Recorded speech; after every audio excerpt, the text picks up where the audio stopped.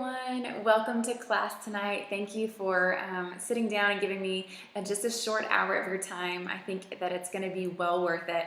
Tonight we're going to talk about how to use essential oils to kick the chemicals out of your home, switch out some of those toxic products that are lingering. But before we get started, I want to share just a little bit about who I am and how I found Young Living. My name is Erin Blankenship.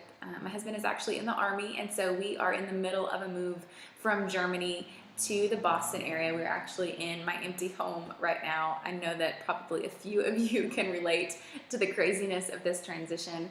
But I actually discovered Young Living almost 3 years ago when I was dealing with a health issue that was really impacting my quality of life. We had kind of had enough. I was exhausted and to really at a point of like desperation, honestly. And so I reached out to a friend that I knew used essential oils and just said, hey, like, is there anything in your oily world that could help support my body in a more natural way? I'm really looking for something different. And she said, yes, Erin, there's actually an oil for everything. Little did I know, it didn't take me long to figure out that she really was right. I obviously had a great experience with oils right off the bat, a lasting experience. I still use those same 3 oils today to support my body and that wellness issue that I was dealing with. So it really was an answer to prayer for us, and that was just the beginning. Since receiving my kit, I have been on an educational journey really to learn about the effects of chemicals that are infiltrating our lives, our homes. We began to realize how much yuck was in our environment, specifically in things like the food we were eating, the medications we were taking, the products we were using to clean our home, to wash our bodies with. Toxins were everywhere. We learned that some of the biggest pollutants in our home were things like fabric softeners, dryer sheets, air freshener plugins, and even candles. Plus I had a cabinet full, y'all, of cleaning supplies with different sprays, all of these things that were really making our indoor air more toxic than our outdoor air.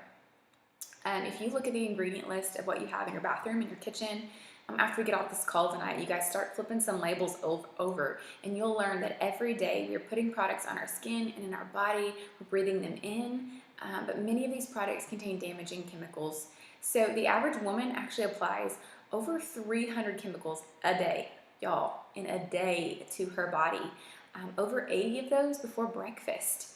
It's crazy. I mean, that statistic is wild.